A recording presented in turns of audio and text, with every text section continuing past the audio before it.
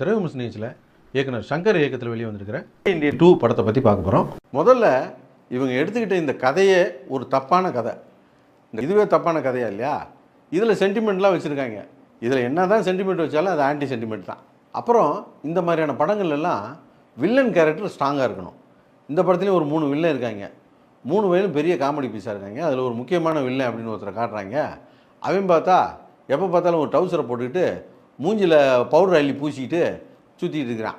அவனை பார்த்தா பாவமாக தான் இருக்குது எங்கேயாவது. அப்புறம் படத்தில் டைலாக்லாம் பார்த்தீங்கன்னா அது பயங்கரம். ஹீரோ நல்ல ரவுடி இல்லையா, அவர் சொல்கிறாரு, நான் வந்து பணத்துக்காக கொலை செய்கிற கொலைகாரன் கிடையாது, நான் வந்து கொள்கைக்காக கொலை செய்யக்கூடியவன்றான். அப்புறம் இதனடா புது பொருளியாக இருக்குது. இவங்க மக்கள் மனநிலை தெரிஞ்சு தான் படம் எடுக்கிறாங்களா என்னன்னே தெரியல. படத்தில் ஃபைட்டு தான் பார்க்குறதுக்கு கொஞ்சம் நல்லா இருந்தது. 4 ஃபைட் மாஸ்டர் ஒர்க் பண்ணியிருக்காங்க. எல்லா ஃபைட்டுமே நல்லா தான் இருந்தது.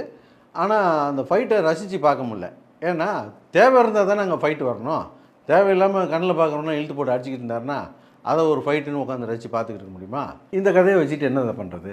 கதை எப்படி இருந்தாலும் திரைக்கதை மூலமாக எந்த படத்தை வேணால் ஒப்பைத்திர முடியும். இந்த படத்தில் திரைக்கதைன்னு ஒன்று கிடையவே கிடையாது.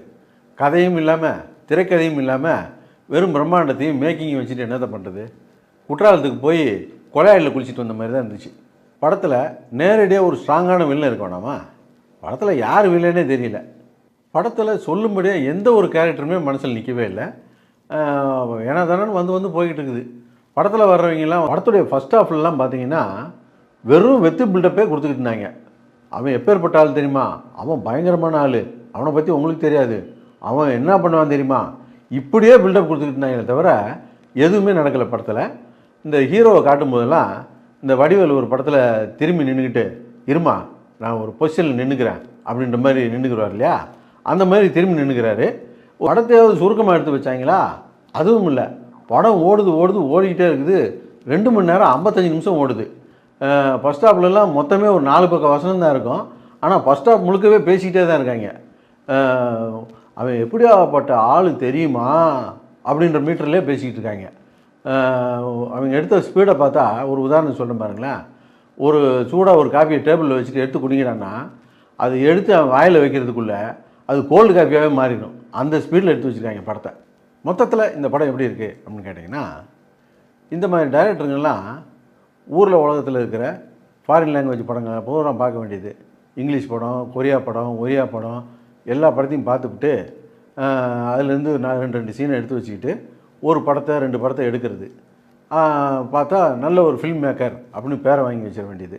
அந்த பேரோடு போயிட்டு ஒரு ஹீரோவை கதையை சொல்லி கவுக்க வேண்டியது.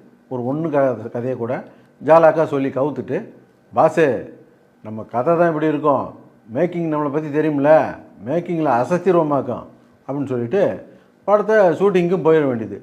ஷூட்டிங்லேயே கண்டுபிடிச்சிருவாங்க அனுபவசாலிங்களாம், இது ஏதோ தப்பாக போய்கிட்டுருக்கே, இவன் படம் எடுக்க தெரியாத மாதிரி தெரியுதே அப்படின்னு கண்டுபிடிச்சா கூட இவன் ஏதோ ஒரு ட்ரிக்ஸ் பண்ணுவான் போருக்கு.